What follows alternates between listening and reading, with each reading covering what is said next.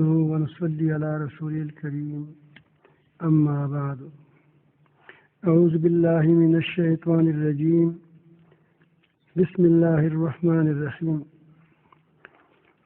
وكذلك جعلناكم أمة وسطا لتكونوا شهداء على الناس ويكون الرسول عليكم شهيدا صدق الله مولانا العظيم درود شریف پڑھیے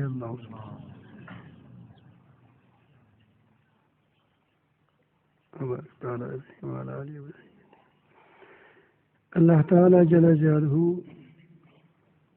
مسلمانوں پر بہت بڑی ذمہ داری رکھی ہے، اور ذمہ داری اسی لیے رکھی ہے کہ اللہ تعالیٰ جل جلالہ نے ان کو بہت بڑا منصب اور بڑا اعزاز نصیب فرمایا ہے، بہت بڑا اعزاز نصیب فرمایا ہے، اور جتنا منصب اور اعزاز بڑا ہوتا ہے اس قدر ذمہ داری بڑھتی ہے۔ سونا بہت قیمتی ہے، دوسری دانتوں یعنی وہ لوہے وغیرہ کی مقابلے میں تو آپ دیکھتے ہیں لوہے کے بنڈل بنڈل یہاں پڑے ہوتے ہیں، لیکن سونے کے ایک کیا وہ تولہ دو تولے آپ صندوق میں محفوظ رکھتے ہیں، نگرانی کرتے ہیں۔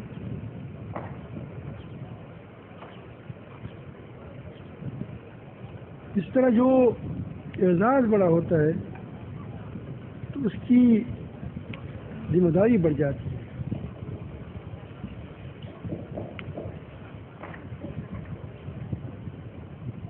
تو اللہ تعالیٰ جل جلالہ نے تمام انسانوں کے لیے مسلمانوں کو منتخب فرمایا ہے کہ وہ اس دنیا کو والوں کی رہنمائی کریں، اور وہ یہ پہلے دنیا میں اس کی رہنمائی کریں گے، اور ان کی یہ عقائد، ان کے اخلاق، ان کے اقدار، ان کے کردار کی اصلاح کرنے کی کوشش کریں گے۔ اس کے بعد قیامت کے دن یہ گواہ بن سکیں گے، ورنہ جو شخص دنیا میں گواہی نہ دے تو آخرت میں گواہی کیسے دے گا؟ قیامت میں تو اس کے خلاف گواہی دی جائے گی کہ انہوں نے ہمیں نہیں پہنچایا ہے۔ گواہی تو تب دیں گے یہ کہ وہ دنیا میں دین کا گواہ بن کر کھڑا ہو، تو آخرت میں تمام امتوں پر یہ گواہی دیں گے کہ ان کو انبیاء علیہ السلام نے ان کو اپنا وہ جو یہ آپ کا پیغام پہنچایا تھا، اور رسول ہم پر گواہ ہوں گی کہ ہم نے ان کو پیغام پہنچایا تھا۔ اب جس نے اس میں کوتاہی کی ہے، خود کافروں کے پیچھے چل پڑا ہے، خود کے ان کے اقدار کو اپنایا ہے، خود ان کی تہذیب کو اپنایا ہے، وہ کیسی گواہ بنے گا؟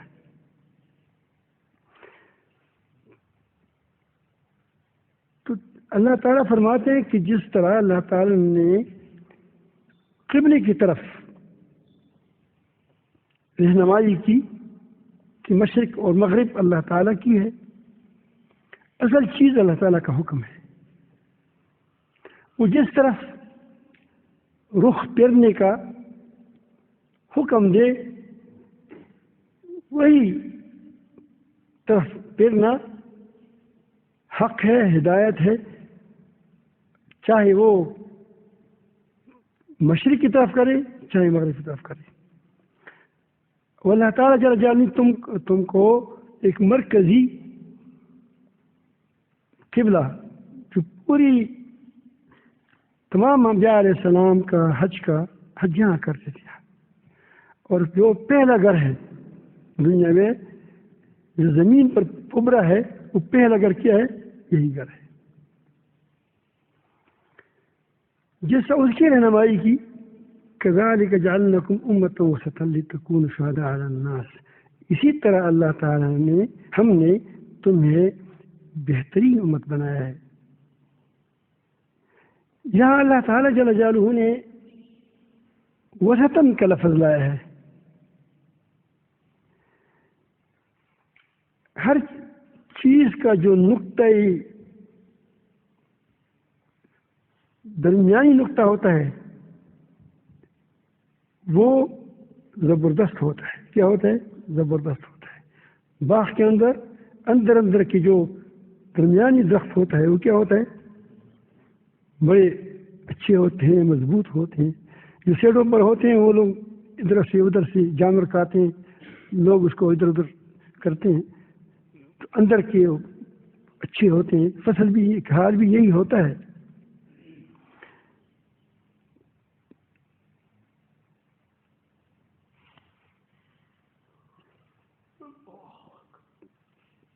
دوسری بات یہ کہ نقطۂ اعتدال پر ہے. کس ہے؟ ایک نقطۂ اعتدال پر ہے. جو چیز نقطۂ اعتدال پر ہوتی ہے وہ بہترین ہوتی ہے.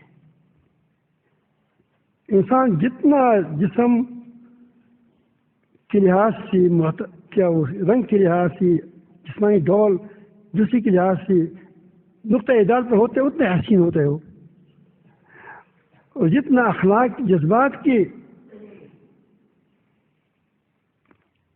لحاظ سے نقطۂ اعتدال پر ہوتے اتنا وہ بہترین اخلاق والے ہوتے. یہی حال کردار کا ہے. تو یہ امت افراط اور تفریط سے بری ہے. یہ نہیں کریں گے. دین ایسا ہے کہ اس میں نہ یہودیوں کی طرح اور نہ نصارہ کی طرح افراط و تفریط ہے. یہ نقطۂ اعتدال پر ہے. دو باتیں، بہترین امت ہے، نقطۂ اعتدال پر ہے. اور وسطاً میں یہ بات بھی اس طرح بھی اشارہ ہے کہ یہ امت اللہ تعالی اور اس کے بندوں کے درمیان واسطہ ہے. وہ اللہ تعالی کے احکام کے نمائندے ہوں گے، لوگوں کو پہنچائیں گے. یہ بڑی ذمہ داری ہے.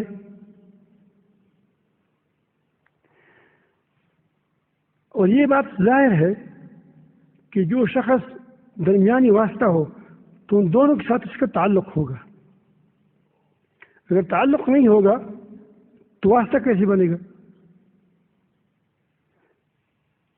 مثلا یہ وزیر داخلہ ہے، وزیر اعلیٰ ہے، یا ایم پی اے ہے، یا ایم این اے ہے، تو یہ ساری چیزیں جو ہے یہ کسی لیے ہے. لوگ اس کو ووٹ دیتے ہیں اور وہ آگے جاتے ہیں، حکومت کا کرندہ بن جاتا ہے، اور پھر وہ عوام کے ساتھ اس کا رابطہ ہوتا ہے. تو وہاں رنگ برنگا ہوتا ہے. پھر کیا ہوتا ہے؟ عوام کے وہ پہنچاتے ہیں بات.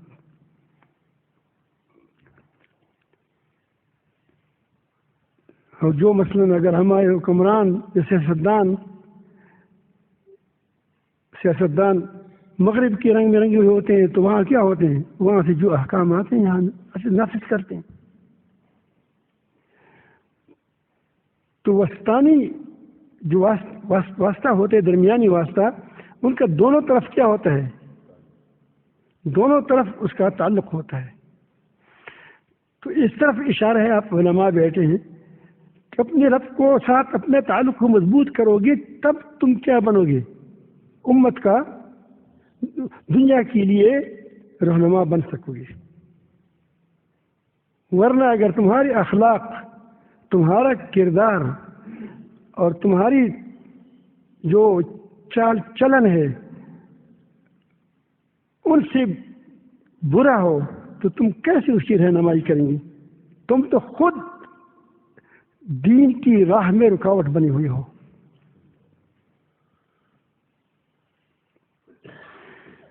دوسرا لفظ اللہ تعالیٰ نے اس امت کے لیے شہداء بیان فرمان ہے کہ لتکونوا شہداء علی الناس، کسی چیز پر گواہی دینا شہید کی جمع ہے. شہید کو شہید اسی لیے کہا جاتا ہے جو میدان کارزار میں جان دیتا ہے کہ وہ اپنی جان دے کر اس بات کی گواہی دیتا ہے کہ جس چیز پر ایمان تھا کیا تھا، اس نے اس پر عملی گواہی دی کہ کیا تھا، یہ حق تھا، اس کو وہ حق مانتا تھا، اس لیے کیا دی، اس پر جان دے دی. تو اس طرح گواہ جو ہوتا ہے دل، یعنی جو اللہ تعالیٰ نے یہاں داعی نہیں کہا، واعظ نہیں کہا کہ تم واعظین ہوں گے، یہ نہیں فرمایا کہ تم خطباء ہوں گے، لتکونوا خطباء، ایسا نہیں فرمایا، لتکونوا شہداء. اس میں اس طرف اشارہ ہے کہ تمہارا پہلے تمہارا دل اللہ تعالیٰ پر ایسے یقین ہو جس طرح 2 دونے 4، اللہ تعالیٰ پر، اس کے احکامات پر، اس قرآن کی حقانیت پر، رسول اللہ صلی اللہ علیہ وسلم کی حقانیت پر، اسلام کی حقانیت پر تمہارا ایسے یقین ہو جس طرح 2 دونے 4. اگر ایسا نہیں ہے تو تم گواہ نہیں ہو، کیوں؟ گواہی یا دیکھنی پر دی جاتی ہے، یا بصارت پر دی جاتی ہے، یا بصیرت پر دی جاتی ہے. ہم روزانہ 5 وقت نماز میں اذان دیتے ہیں، اشہد ان لا الہ الا اللہ، میں گواہی دیتا ہوں کہ اللہ تعالیٰ کے سوا کوئی عبادت کے لائق نہیں. کیا تم نے خدا کو دیکھا ہے آنکھوں سے؟ لیکن یقین اتنا ہے کہ کیا ہے، آنکھوں سے زیادہ ہے. آنکھیں غلط ہو سکتی ہے لیکن اللہ تعالیٰ جل جلالہ وحدانیت پر جو یقین ہے اس میں کیا 2 دونے 4 کی طرح ہے، اس سے زیادہ.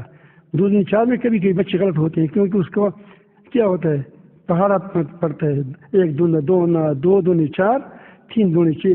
بچے کو کہو کہ 3 دونے 7، وہ کہتے 3 دونے 7 کیونکہ اسے رٹی رٹائی ہوتی ہے. اس طرح ہم نے رٹی رٹائی چیزیں ہوتی ہیں، ہم کیا ہوتے ہیں، وہ ہمیں یہ نہیں ہے کہ 2 2 4 10، ایسا نہیں ہے. کیا ہے، ہم نے رٹائی ہے کیا باتوں کو، یہ اکٹھی ہوئی باتیں ہوتی ہیں، ایک پختہ دل میں بیٹھی ہوئی بات ہی ہے، دونوں باتیں ہوتی ہیں، دونوں میں فرق ہوتا ہے. تو کہتے ہیں کہ شہداء ہو تو شہداء پہلی دل سے شروع ہو جاتی ہے یقین، پھر اس کا رنگ اس کے زبان میں، اس کے کردار میں واضح ہو جاتا ہے کہ اس کا کردار جو زبان کی بات کہے اس پر خود بھی عمل کرتا ہے یا نہیں کرتا. اگر نہیں کرتا تو یہ اپنی زبان کے خلاف گواہی دیتا ہے. میرے پاس یہ ایک چیز ہے، کہانی کی چیز ہے، یہ تو کہانی کی نہیں ہے لیکن کوئی کہانی کی چیز میرے پاس ہے. میں کہتا ہوں کہ یہ جو کہے گا وہ مرے گا، وہ بچے گا نہیں، اور جو اس کو منہ میں کر دیں تو فوراً مر جاتا ہے. اور پھر تمہارے سامنے کہتا ہوں، تم میری بات کو یقین کرو گے؟ میں زبان سے تو یہ میں پیغام پہنچایا تم کو، لیکن عمل سے میں نے نفی کی.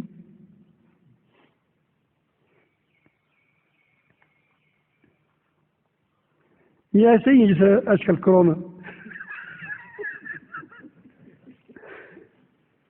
زبان سے کرونا کرونا ہے کہاں، خود کیا کرتے ہو؟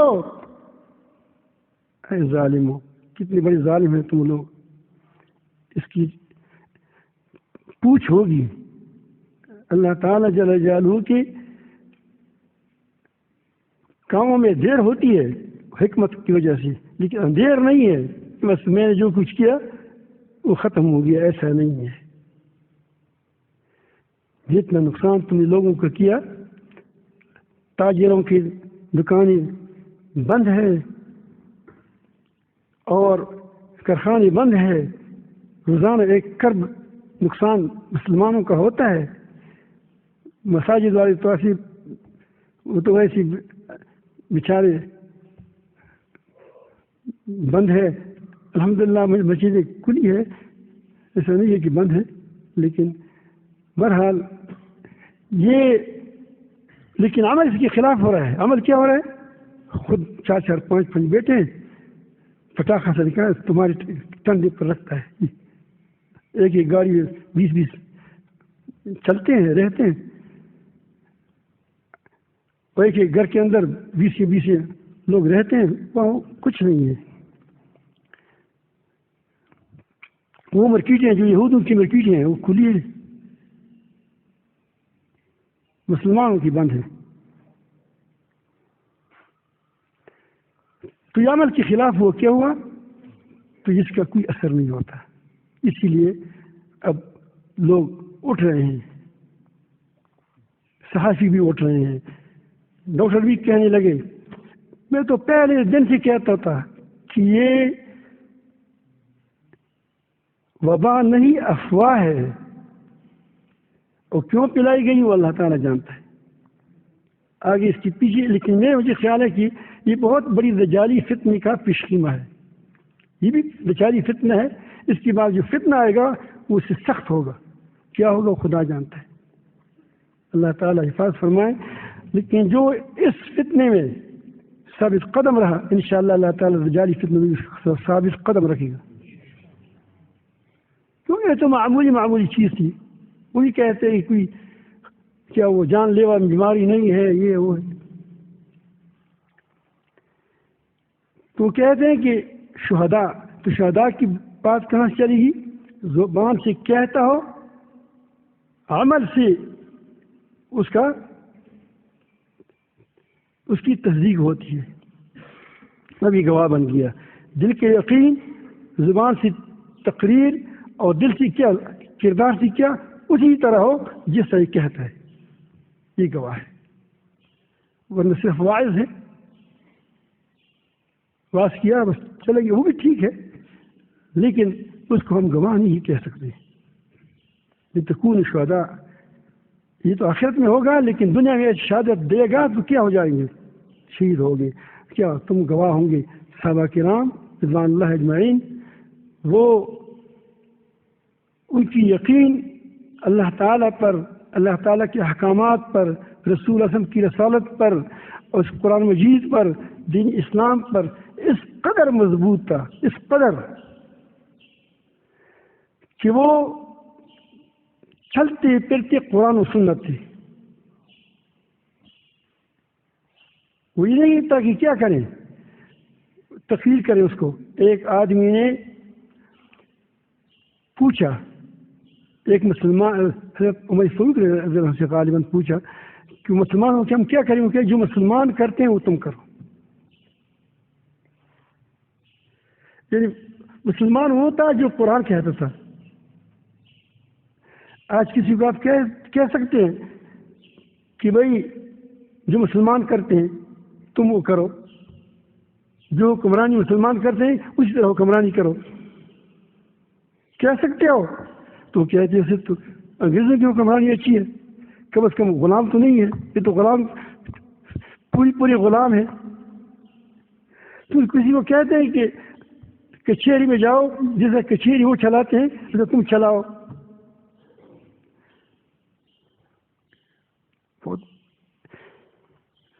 زبردست خلا ہے، زبردست خلا ہے، ہم اس سے سوچا بھی نہیں ہے. کیا تم کسی کو کہہ سکتے ہو کہ بازار میں جاؤ، جو مسلمان جس طرح دکان کرتے ہیں تم اس طرح دکان کرو؟ کیونکہ وہ تو کچھ تو ہوگا.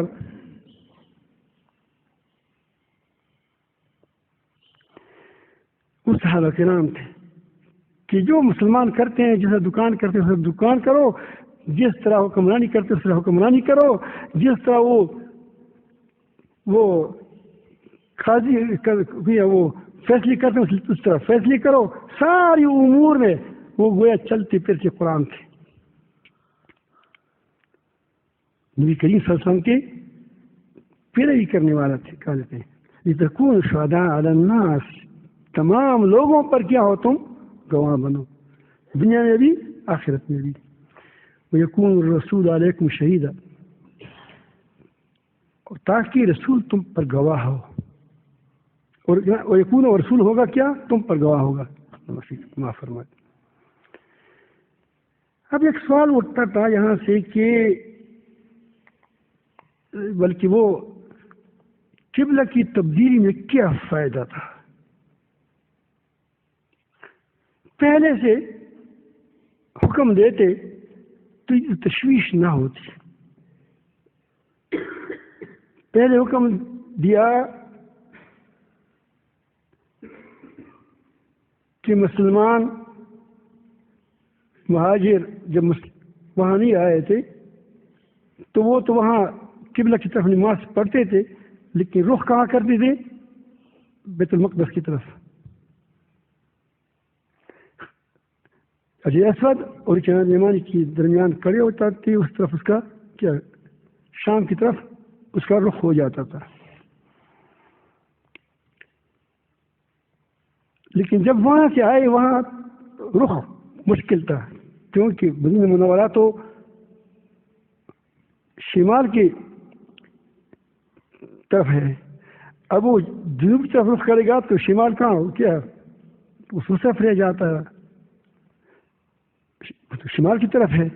وہاں سے بیت المقدس، بیت المقدس بھی پڑ جاتے ہیں، مقدس بھی پڑھا جاتا ہے. یہ اس میں توسع ہے. وہ پٹھان بھی جس رپا ہی دیجیے کیونکہ اس کو تو کچھ بھی آتا نہیں ہے، کچھ بھی دیہاتی بھی ہو. تو بیت المقدس کی طرف کیا ہے وہ تو کرتے تھے. تو امتحان کس کا ہوا؟ مہاجرین کا، جن کو نبی کریم جن کو سے کس کیا تھا؟ بڑا شغف تھا. کس سے؟ قبلہ سے. اب وہاں کھڑے ہوتے یہاں بھی رخ کرتے تھے. اور یہاں جو یہود تھے وہ مسلمان ہو گئے تھے، اور جو مسلمان نہیں ہوئے تھے اس کا خیال تھا چلو کم سے کم ہمارے قبلے کی طرف نماز تو پڑھتے ہیں.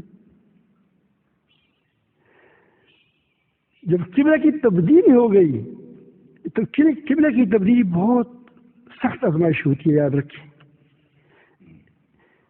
ایک قوم ہے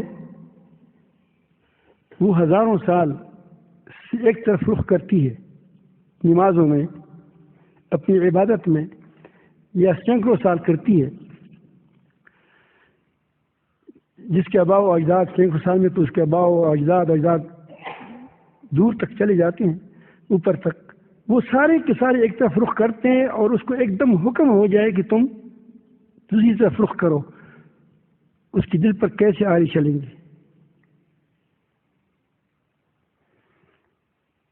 جب مساجد کی بندش کی بات آئی، ایمان سے کہو تمہارے دل پر کیا آیا تھا؟ سچ کہو، بتاؤ. اگر خفا نہ ہو تو پھر ایمان کی خیر مناؤ. یاد رکھو، جو لوگ اس پر خوش ہوتے ہیں کہ ہم نے کیا ہم نے مساجد کو بند کیا، گویا تحریک چلا رہے ہیں، کیا گویا بند ہو جائے، یا اپنے ایمان کا خیر بنائے. ٹھیک ہے، فیصلہ وہ چیز ہے، لیکن دل دکھ نہ ہونا چاہیے. کیا دل دکھا ہونا چاہیے. ایک فیصلہ ہے، ٹھیک ہے غلط ہے، اس پر وہ اپنی جگہ ہے، لیکن اس پر خوش ہونا کیا ہے؟ یہ تو تم اپنی ایمان کا خیر مناؤ.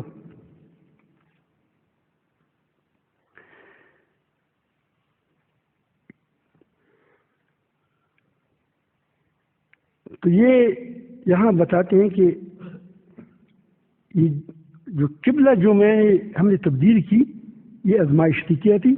آزمائش تھی. اللہ تعالیٰ فرماتے ہیں وما جعلنا القبلة التي كنت عليها إلا لنعلم من يتبع الرسول ممن ينقلب على عقبيه. اور ہم نے وہ قبلہ نہیں بنایا تھا جس پر آپ پہلے تھے. وہ کون تھا؟ کون سا تھا؟ بیت المقدس. یہ بیت المقدس کا حکم قرآن میں ہے کہ اس طرف رخ کرو. بتاؤ بھائی کس سے حکم ہوا تھا؟ یہ حدیث سے ہوا تھا. قرآن مجید میں حکم نہیں ہے کہ قرآن مجید نے حکم آیا تو اس کو منسوخ کیا، بلکہ نہیں، سنت میں حکم آیا تھا، قرآن نے منسوخ کیا. قرآن نے منسوخ کیا. کنت علیہا جس پر آپ پہلے تھے، بیت المقدس پر. یہ ہم نے نہیں بنایا تھا مگر اسی لیے لنعلم من یتبع الرسول، تاکہ ہم معلوم کریں. اللہ تعالیٰ معلوم اس لیے نہیں، امتحان اس لیے نہیں لاتا کہ اس کو پتہ نہیں ہوتا. وہ اس لیے لاتے ہیں کہ تاکہ الگ کیا جائے، پتہ چلے کہ مومن کون ہے، منافق کون ہے، کوٹا کون ہے، کرا کون آتے ہیں.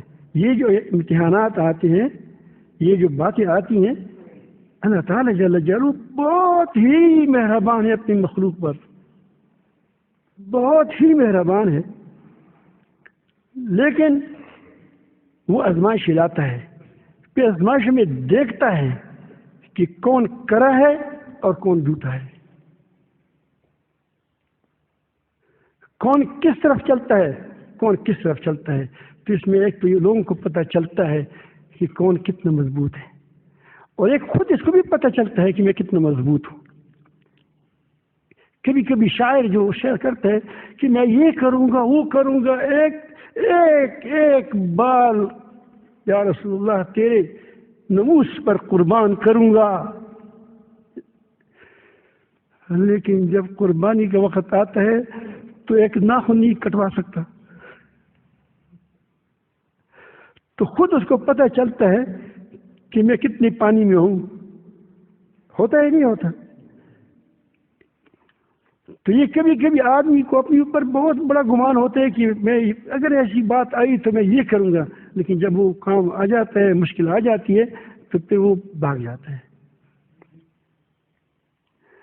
تو خود اس کو بھی پتہ چلتا ہے کہ کل قیامت میں یہ نہ کہیں کہ میں تو بہت بہادر تھا، کیونکہ اس کا خیال بہادری کا تھا نہیں. اس کا اپنا فائدہ بھی اس کا ہوا. اب وہ سوچے گا اپنے اوپر دوسری، اگر وہ بالکل منافق ہے تو کیا ہوگا؟ کھوٹ دور ہو جائے گا. تو اللہ کرتے ہیں نعلم، معلوم کریں، ظاہر دنیا میں بتا دیں کہ یہ دیکھو کیسا ہے. میرا پشتو کیے کہ خدایا اعلیٰ کی بھی خیر کے کہ دی بہادر اور دی بزدل پتہ وہ لگی. مفہوم زیادہ یہ کہ خدایا آتا اول یا اللہ پہلے ایک مصیبت کہ وہ لائیں، پھر اس کے بعد خیر کرے، تاکہ ہم پہچان لیں کہ کون بہادر تھا، کون کیا تھا نکمت، ویسی بولیے بولتا تھا. تو اللہ تعالیٰ فرماتے ہیں ہم نے یہ قبلہ اسی لیے ہم نے جو وہ قبلہ نہیں بنایا تھا جو پہلے تھا، جس پر آپ پہلے تھے، مگر اسی لیے کہ ہم معلوم کریں، ہم الگ کریں اس کو جو رسول کی پیروی کرتا ہے اس سے جو الٹے پاؤں پر جاتا ہے، جدا کریں.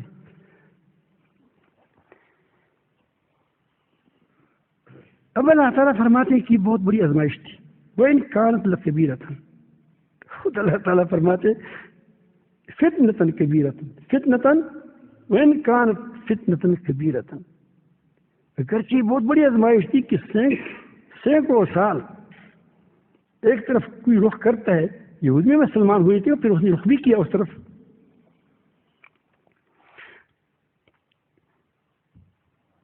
الا علی الذین ہدی اللہ، مگر اس پر یہ سخت باری نہیں ہے جن کو اللہ تعالیٰ نے ہدایت دی، ان کو پتہ ہے کہ اصل اللہ تعالیٰ کا حکم ہے اور یہ اللہ کا رسول ہے.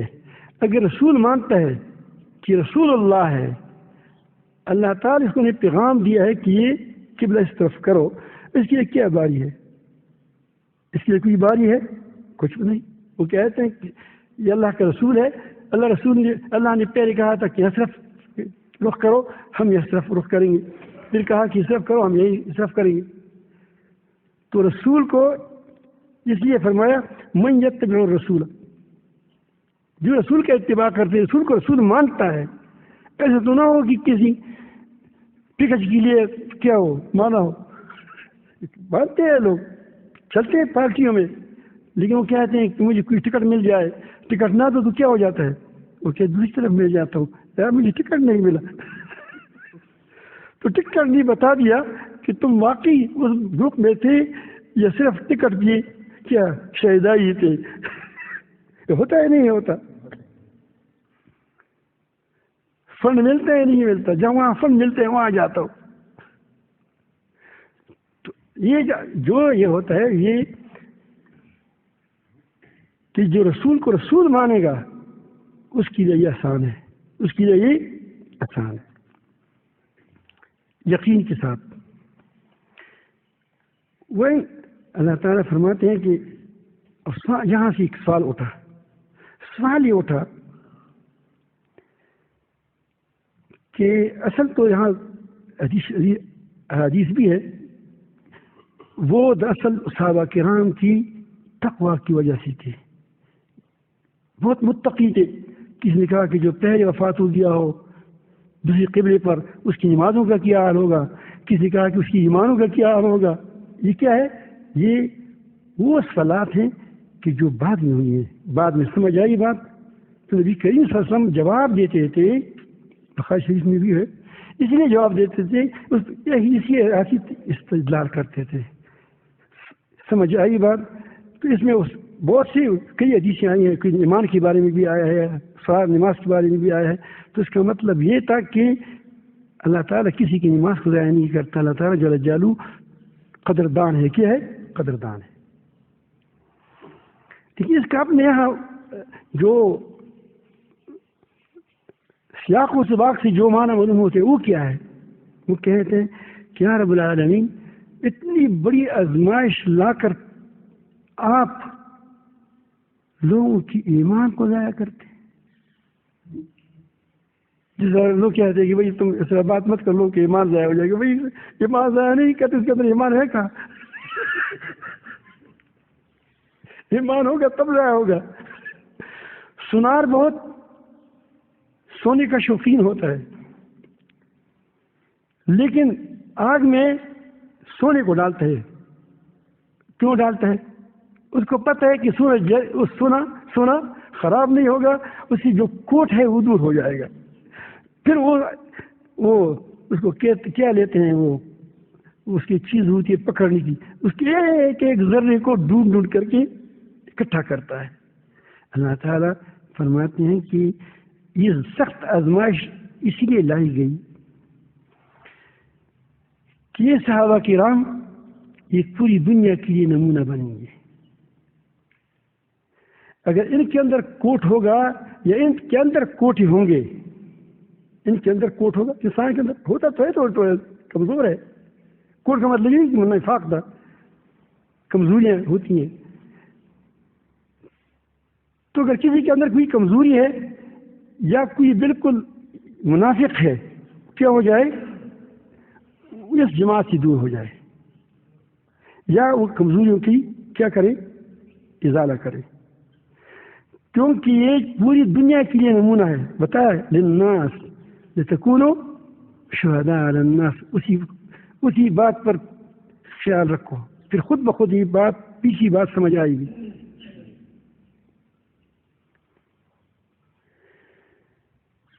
کہ اگر یہ اللہ تعالیٰ جل جلالہ بہت مہربان ہے لوگوں پر، اگر مخلوق کو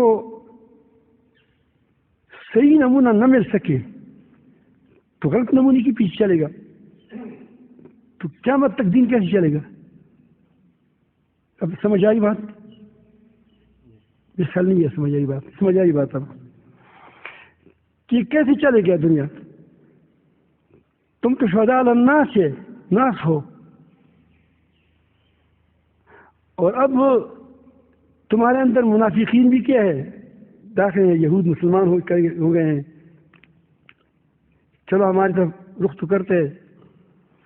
اب جب یہ امتحان آ جائے گا تو اس امتحان نے کرو کوٹوں کو جدا کر دیا، آزمائش بڑی ہے۔ اللہ تعالیٰ ایمان ظاہر نہیں کرتے، لیکن اللہ تعالیٰ دوسری مخلوق جو پوری دنیا ہے، قیامت تک آنے والی دنیا ہے، اس کو بھی دیکھتا ہے کہ اس کو ایسا نمونہ نہ ملے جس کے اندر کوٹ ہو۔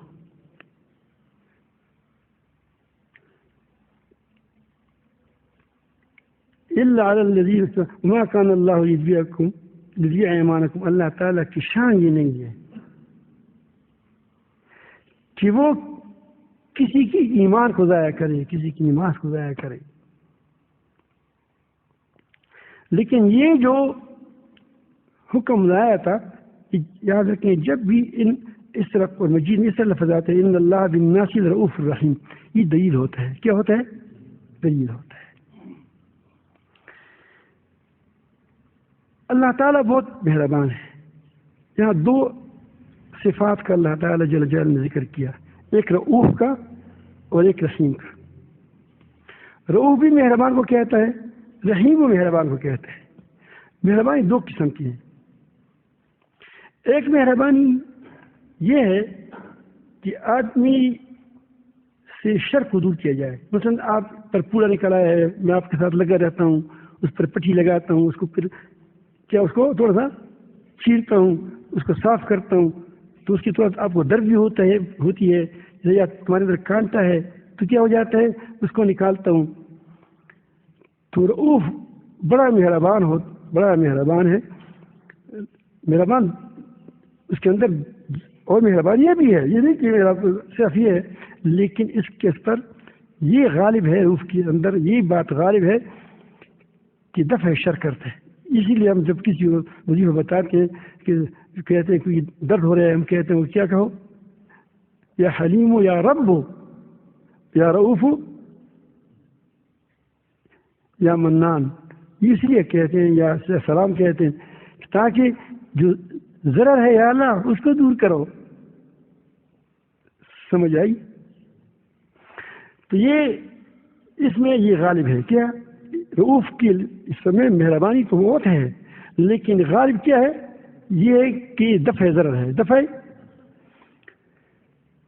اور رحیم کے اندر یہ ہے کہ ایک رحمان ہے پوری اور کسی پر مہربان، ایک رحیم ہے کیا، جس کے اندر جتنی صلاحیتیں ہوں، پروان چڑھے جہاں تک وہ جا سکتا ہے، اس اللہ تعالیٰ اس کے کیا کرتے ہیں، اسباب فراہم کرتے ہیں، اس کو وہاں تک پہنچاتے ہیں۔ اللہ تعالیٰ بڑا مہربان ہے۔ لیکن جب آدمی کٹائی نہ کرے درختوں کا، آپ دیکھتے ہیں جب کاشتکار ہوتا ہے وہ کیا کرتا ہے، وہ گوٹ کرتا ہے پہلے درختوں کے اندر کہ کوئی ایسی چیزیں ہوں، اس کو وہ اس کو دور کرتا ہے۔ جب یہ درخت بڑا ہو جاتا ہے پھر اس کی شاخوں کو کاٹتے ہیں۔ بھائی کیوں کاٹتے ہیں؟ نہیں، وہ پھر بہت مضبوط ہو جاتے ہیں۔ تو یہ جو مہربانی کرتا ہے درخت پر، مہربانی نہیں کرتا، اپنے ساتھ کرتا ہے، یہ کاشتکار ہوتا ہے، لیکن جو کاٹتا ہے درخت کو کیوں کاٹتا ہے؟ تاکہ اس سے جو کمزوریاں ہے وہ دور ہو جائے، اور پھر کیا ہو جائے، وہ آگے بڑھ سکے۔ کیونکہ اللہ تعالیٰ ان اللہ، یقیناً اللہ تعالیٰ لوگوں پر بڑا مہربان ہے اور نہایت رحم والا ہے۔ اسی لیے یہ امتحان لایا کہ لوگوں کو ایک ایسی جماعت نمونہ بن کر آئے جو لوگوں کی کیا رہتی دنیا تک کیا ہے، اصلاح کر سکے، یہ نمونہ ہو لوگ، اسی پیچھے چلے.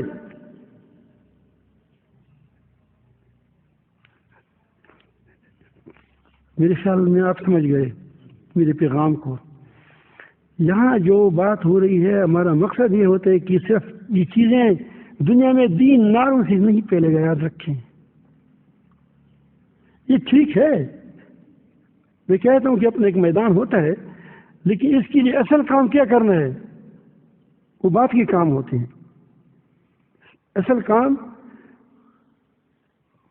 یہ کریں کہ وہ آدمی اپنے آپ کو ایسا بنا دے کہ وہ واقعی ایک دین کا نمونہ ہو، دین کا اللہ کے رنگ میں رنگ ہوا ہو. الحمدللہ ہمارے علماء کرتے ہیں، جو سیاست میں وہ بھی کرتے ہیں، نہیں وہ مدارس کی پڑھی ہوئی ہوتی، یہ سے نکل جاتے ہیں. لیکن یہاں کی ایک خاص مزاج ہے، یہاں کا ایک خاص مزاج ہے کہ لوگوں کے اندر امانت، صداقت اور تواضع، یہ ساری جو اچھی صفات ہیں آ جائے. کل جب یہ دنیا میں جائے اس کی تلوار اسلامی ہو، نہ ہاتھ کیا ہو، اسلامی ہو. جب اسلامی ہاتھ میں تلوار آئے گا تو ظلم نہیں کرے گا. اگر اسلامی ہاتھ میں مال آئے گا وہ خیانت نہیں کرے گا. اگر اسلامی ہاتھ میں اقتدار آئے گا وہ ظلم نہیں کرے گا. اگر اسلامی ہاتھ میں وہ لوگوں کے فیصلے آ جائے وہ عدل کرے گا، وہ ظلم نہیں کرے گا. اگر آدمی ظالم بھی ہے، فاسق ہے، خائن ہے، تو پھر اسلام قانون عدل والا ہے، لیکن پھر وہ اس عدل کو فروخت کرے گا. خائن ہے، جب خیانت کرے گا تو عدل کو کیا کرے گا، فروخت کرے گا. کیسا ہوگا میں آپ کو بتاؤں. ظاہر شاہ کے زمانے میں پہلے سے یہاں سے افغانستان میں شریعت آ رہی ہے، یاد رکھیں اس بات. قانون کیا تھا؟ شریعت تھا. جیسا ہمارا کیا ہے پاکستان کا لا کیا ہے، قانون کیا ہے، اللہ کی حاکمیت، اللہ تعالیٰ کی ہے. لیکن عمل کیا ہے دوسری چیز ہے. لیکن اس کے وہاں عمل بھی شریعت تھی، کیا تھی، لیکن شریعت ہمارے ہاتھ نہیں ہوتے تھے. تو کیا ہوتا تھا، ایک بار ایک قاضی کے پاس ایک فیصلہ آیا تھا. اس فیصلے میں اس کا حق، ایک نے کہا کہ میں آپ کو پگڑی دوں گا اگر یہ فیصلہ میرے حق میں ہو جائے. اس نے کہا ٹھیک، بے فکر رہو. اس کو پگڑی دے دی، ملے گی فیصلہ ہو جائے تب. پہلے لوگ تھوڑا سے اچھے تھے، پہلے سے شامل تھے، بعد میں لیتے تھے. اب وہ خراب ہو گئے اور بھی خراب ہو گئے. پیسے لیتے ہیں، کام بھی نہیں کر سکتے. دوسری نے کہا اس کا جو مقابل تھا وہ آیا اس کے پاس رات کو، کہا صاحب میرے حق میں فیصلہ کرے، میں آپ کو گائے دے دوں گا. گائے ظاہر ہے کہ پگڑی تو آسان ہے، گائے قیمتی ہے. تو جب صبح ہوا تو گائے والے کے بارے میں فیصلہ ہوا. تو پگڑی والے نے کہا کہ میری گائے کہاں چلی گئی. اس نے کہا کہ وہ نہیں، وہ میری پگڑی کہاں چلی گئی. اس نے کہا وہ گائے کہاں گئی. اگر شریعت ہو لیکن امانت نہ ہو تو شریعہ حکام کو کیا کیا جائے گا، غلط استعمال کرے گا. قصاص ہوگا کسی پر لازم، لیکن وہ پیسہ لے کر وہ کہتے ہیں کہ اس میں اس کو چھڑا دے گا. اور کسی کو پر قصاص کا حکم نہیں ہوگا، اس کی پیسہ لے گا کہ نہیں، پیسہ نہیں دو گی تو میں کیا کروں گا، تم پر قصاص لاگو کروں گا. اب قصاص کا حکم ہے لیکن کس کے لیے ہے، کس کے لیے نہیں. تو یہ ساری چیزیں ہونی چاہیے. اللہ تعالی ہم سب کو اپنی محبت نصیب فرما دیں، ہمارا تعلق نصیب فرما دیں.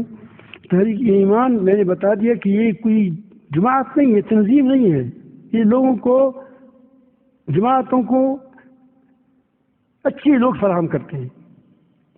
یہاں فوجی آتا ہے انشاءاللہ وقت لگاتا ہے تو پاکستان کے بہترین فوجی بنے گا. یہاں پولیس والا آئے گا پاکستان کا بہترین پولیس والا بنے گا. یہاں کوئی جماعت کا کسی جماعت سے بھی تعلق ہوتا ہے وہ آئے گا تو وہ ہمیں یہاں کسی پر چاپ نہیں لگایا ہے. آپ کو میں نام پوچھا ہے تم سے تمہارا نام کیا ہے, کبھی خود بتاتے ہو یا کبھی میں پوچھ لیتا ہوں, دوسری بات ہے. اگر میں یہاں تو لوگ آتے ہیں وقت لگاتے ہیں اپنی اپنی جماعتوں میں اپنی جمعیتوں میں چلے جاتے ہیں. لیکن کسی جماعت کو اچھی افراد مل جائے تو اس کی جماعت ابھرے گی, چاہے وہ جو جماعت ہو.